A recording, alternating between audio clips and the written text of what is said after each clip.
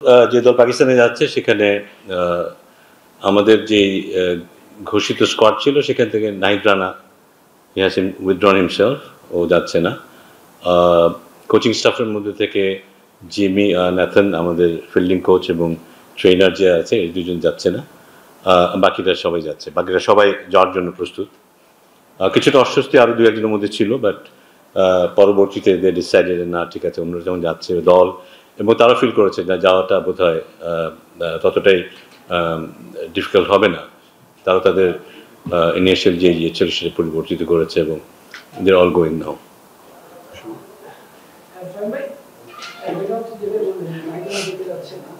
পাঁচ ম্যাচ ছিল, 3 ম্যাচ নেওয়ার কারণ তিন ম্যাচ হচ্ছে আর একটা বাংলাদেশ গতকাল লাস্ট যে ম্যাচটা খেলেছে আমরা শেষ পর্যন্ত ক্রিকেটে যে গ্রামার অনুযায়ী তারা খেলে না, যেমন ফিল্ডিং এর কথা বলতে হবে, শরীরের কথা, সেটা আন্ডাররান করার কথা, সেটা কন্ট্রোল করছে। প্রথম প্রশ্নটা কি ছিল? প্রথম প্রশ্ন যে 3 ম্যাচ হচ্ছে কি 5 ম্যাচ হওয়ার কথা ছিল, যেহেতু সময় মতো এটা শুরু করা যাচ্ছে না, আমাদের ইনিশিয়ালি 25 তারিখের প্রথম ম্যাচটা হওয়ার কথা ছিল, সেই হিসেবেই 5টা ম্যাচ প্রায় ঈদের কাছাকাছি পর্যন্ত চলে যাচ্ছিল এবং সেটাতেই আমরা রাজি ছিল, দুই পক্ষে রাজি ছিল। এখন যেহেতু 25 তারিখের জায়গায় আমরা 28 তারিখে খেলাটা শুরু করছি, এটা 5টা ম্যাচ খেলা সম্ভব না এই সময়ের মধ্যে, এবং সেই ক্ষেত্রে সিরিজের একটা অড নাম্বারটা এনশিওর করাটাও জরুরি। সেই জন্যই 3টে ম্যাচ খেলা হচ্ছে একদিনের বিরতিতে। 1 তারিখে খেলা শেষ হবে এবং 2 তারিখে দল ফিরে আসবে, সে কারণেই আসলে 3টে ম্যাচ করা। এবং এরপরের ব্যাপার যেটা সেটা হচ্ছে যে এটা অনেক সময় আমরা ভালো জিনিসও দেখি, অনেক সময় খারাপ জিনিসও দেখি, যেখানে হয়তো থ্রো না করলে ভালো হতো। ম্যাচে যে সিচুয়েশন ছিল যদি আমরা হিসাব করতাম যে শেষ ওভারে যে পরিমাণ রান ছিল আমাদের থাকতে পারতো, সেটা থাকলে হয়তো ম্যাচে আমরা একটু ভালো অবস্থানে থাকতে পারতাম। বাট ম্যাচের একটা পার্টিকুলার সময়ে প্রেশার সিচুয়েশনে সেটা হয়তো it went out of his head, এবং সেটার কারণেই হয়তো এই ঘটনা ঘটেছে। এবং আমরা সবাই বুঝতে পারি বাইরে থেকে না হলে খুব ভালো হতো, কিন্তু there nothing we can do now. But এটা এই উপলব্ধি ওরও নিশ্চয়ই থাকবে যে এই সময়টা প্রেশার সিচুয়েশনে আরও ঠান্ডা কীভাবে থাকা যায়, এটা নিশ্চয়ই ওরও মনে থাকবে। আপনি তিনজনের কথা বললেন যারা এর মধ্যে একজনের পিএসও খেলতে গিয়েছিলেন, তাকে ওই সময় এই ট্রমাটা সেটার কারণে সে এখন যেতে যাচ্ছে না, বা এই কোনো কারণ আপনাকে বলেছেন। আরেকটা বিষয় হচ্ছে 2টা ম্যাচে কমলো আর কি, আপনি যে টাইম, এটা কি ক্রিকেটারদের কাছ থেকে কোনো ছিল কিনা যে আপনারা ঈদের আগে ফিরে আসতে পারবেন? না, ওটা তো থাকবেই। একটা যে ধরনের ঘটনা মুখোমুখি ওদের হতে হয়েছে নাহিদ রানা বা রিশাদকে, সেটা কিছুটা যদি ট্রমাটাইজ করে একজনকে, সেটা তাদের দোষ দেওয়ার কোনো সুযোগ নেই, এবং সে কারণে খুব সম্ভবত ও নিজেকে উইথড্র করেছে। আরেকটা কি প্রশ্ন ছিল? না, সেটা তো ব্যাখ্যা করলাম একটু। খেলা শুরু হচ্ছে 3 দিন পরে, স্কেজুল যে টাইম ছিল তার 3 দিন পরে অ্যাকচুয়ালি খেলা শুরু হচ্ছে। আগের যে স্কেজুল ছিল ওটা প্রায় ঈদের কাছাকাছি চলে আসছিল, কিন্তু 3 দিন পরে যদি খেলা শুরু হয়, এটা শেষ করতে কিন্তু ঈদ চলে আসবে। ঈদের দিনও খেলার প্রয়োজন হয়ে যেতে পারে সেক্ষেত্রে। সেই জন্য সব কিছু বিবেচনা করে এটা করা হয়েছে যে 3 ম্যাচের সিরিজটা করা, এবং আমাদের চেষ্টা আছে যে তাড়াতাড়ি গিয়ে ম্যাচটা শেষ করে দিয়ে চলে আসা। সেক্ষেত্রে ছেলেদের মধ্যে যে কিছুটা অস্বস্তি আছে সেটাও কিছুটা কমবে, সব কিছু মিলিয়ে।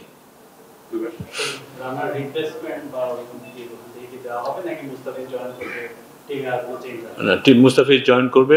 আমরা তো লং সিরিজ হিসাব করি 5 ম্যাচ এবং 3 ম্যাচ, 2 ম্যাচ হিসাব করি। অ্যাকচুয়ালি 16 মেম্বার টিম করা হয়েছিল, যেখানে অতিরিক্ত ফাস্ট বলার রাখা হয়েছিল। এখন সেটার প্রয়োজনটা আমরা হয়তো ম্যানেজমেন্ট উপলব্ধি করছে না, প্রয়োজন মনে করছে না, সে কারণেই মুস্তাফিজ জয়েন করবে দলের সাথে।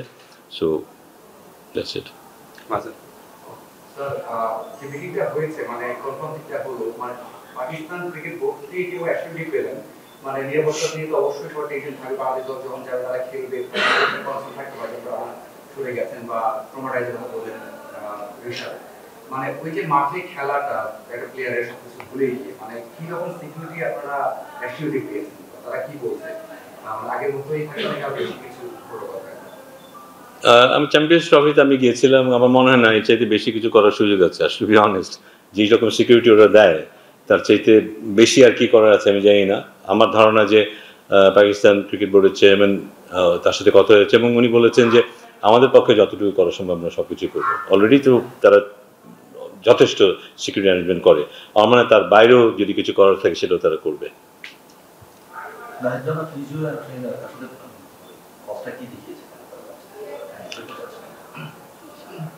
না, রিসেন্টলি যে ঘটনা ঘটেছে ভারত পাকিস্তানের মধ্যে কিছুটা অস্থিরতা থাকতে পারে, সেটাই হয়তো তাদের বিবেচনায় আছে।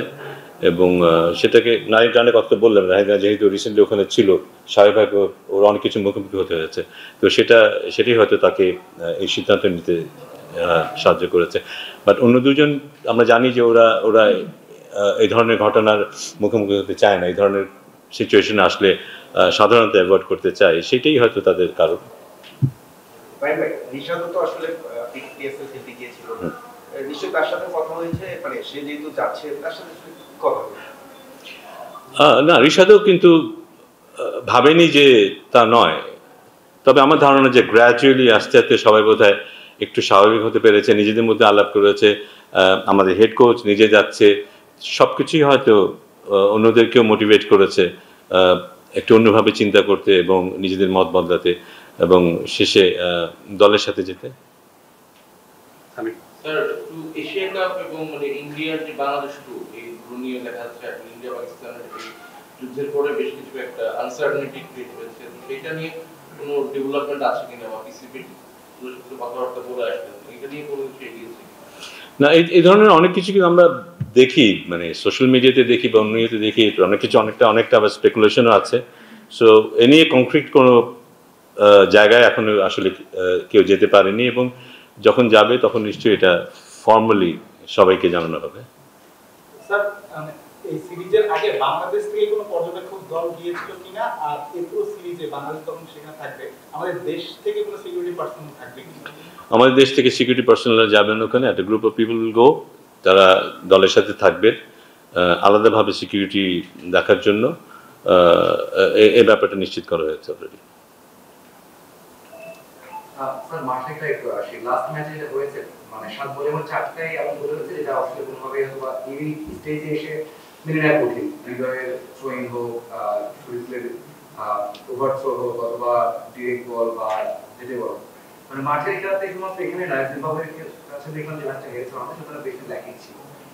স্যার, এই বিষয়ে তো বারবার কথা হচ্ছে, আপনারা বলছেন যে ব্যাটসম্যানটা ভালো করলে বা মানে যে ভালো হবে, ভালোটা হচ্ছে না, মানে বিষয়টা আপনারা কিভাবে সিরিয়াসলি নিচ্ছেন এবং তাদেরকে ওই ইয়েটা আছে কিনা, অপশনটা আছে কিনা যে এখন অথবা জব দিতে এরকম না, মানে কথা বলা যায় হচ্ছে বারবার।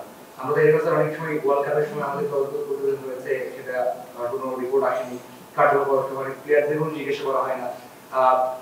জব দিতার কোনো বিষয়টা কখনো আসবে কিনা, ওর সাথে ওদের এই ম্যাচগুলো হারে এটা কতটুকু? জবাবদিহিতার মানে ধরনটা এখানে একটু ভিন্ন রকমের। এটা তো অফিসিয়ালি একটা চিঠি দিয়ে শোকজ লেটার দেওয়ার মতো না। এখানে দল একটা কালচার তৈরি করার চেষ্টা করছে। আমি যতটুকু জানি এখনকার যে দলটা সেটা কালচার তৈরি করার চেষ্টা করছে, ওদের কিছু নিজস্ব কিছু নিয়ম কানুন তৈরি করার চেষ্টা করছে, এবং এই নিয়মের বাইরেই যারা যাবে তাদেরকে নিশ্চয়ই প্রশ্ন করা হবে, তাদেরকে নিশ্চয়ই সবার সামনে আনা হবে এবং তাদেরকে ওইটার ব্যাপারে নিশ্চয়ই বলা হবে। এবং ব্যাপারটা এমন না যে আপনি যেটা করার কথা না সেটা করলেন এবং সেখানে দল সাফার করলো, সেটা আপনি এমনি you can get away with that, তা নয়। তবে কিছু কিছু ব্যাপার তো থাকতেই পারে যেখানে হয়তো, যেমন বললাম শরীফুলের ব্যাপারটা হলো ইনস্টিংটিভ একটা ব্যাপার।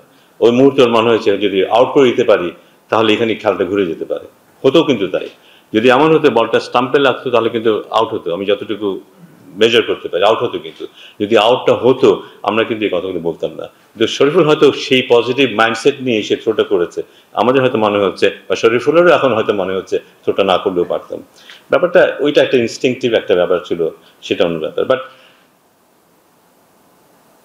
তহিদুল্লাহ যে কথাটা আপনি বললেন সেখানে ইট ইজ অবভিয়াস, শুধু এরকম একটা সিচুয়েশন না, যে কোনো সিচুয়েশনে আপনি চাইবেন না আপনি বলটা ধরে রাখবেন না, সে ফাঁকে আরেকজন দৌড়াবে, রান নিয়ে নিবে এবং আপনি সেটা রান আউট করার একটা চান্স তৈরি করার চেষ্টা করবেন, এটা কখনোই হতে পারে না।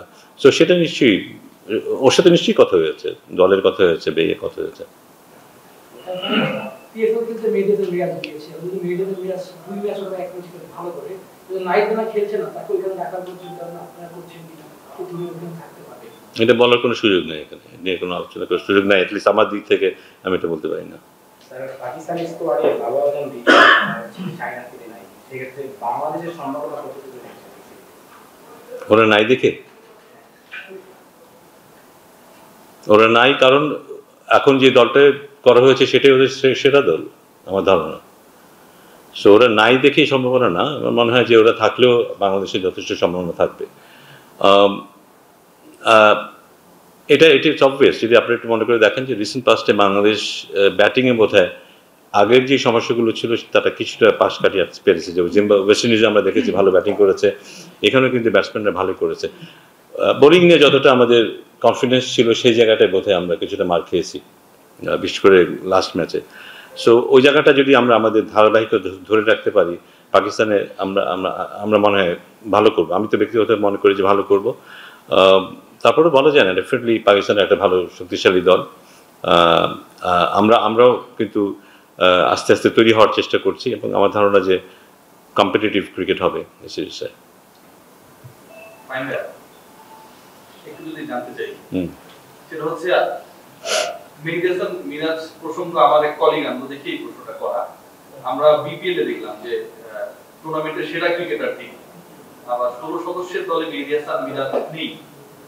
মেডিটেশন মিরাজকে 16 সদস্যের দলে কেন নেই এটার ব্যাখ্যা দিতে গিয়ে দলের অ্যাসিস্ট্যান্ট কোচ বলেন যে কম্বিনেশনের কারণে অনেক সময় সেরা ক্রিকেটারকেও বাদ করতে হয়। তার মানে সেরা ক্রিকেটার তিনি এটা তো স্বীকার করে নেওয়াই হচ্ছে। তো বাংলাদেশ দলের কি এত এত এত সুপারস্টার যে কম্বিনেশনের কারণে সেরা ক্রিকেটারকে বাদ করতে হবে, এটা একটা প্রশ্নের জায়গা তৈরি করে। দ্বিতীয় প্রশ্ন যেটা, সেটা হচ্ছে আমরা যখনই একজন বিকল্প ওপেনারকে নিয়ে যাচ্ছি দলের সাথে, কোন একজন ওপেনার খারাপ করলে তার পরিবর্তে যাকে খেলানো হয় সে আসলে বিকল্প ওপেনার না। চ্যাম্পিয়ন্স ট্রফিতে দেখলাম ইমনকে নিয়ে যাওয়া হয়েছিল কিন্তু খেলানো হয়েছে শান্তকে ওপেনার হিসেবে। গত ম্যাচে আমরা একজন ওপেনারকে বাদ দিয়েছি কিন্তু আমরা দলের ঢুকেছি শান্তকে। লিটন কুমার দাস এরকম একটা প্রেস কনফারেন্সে বলা হয়েছে নাম্বার 3 তে ব্যাট করবে, তিনি হয়ে গেলেন ওপেনার। এই ঘটনাগুলো কেন ঘটছে?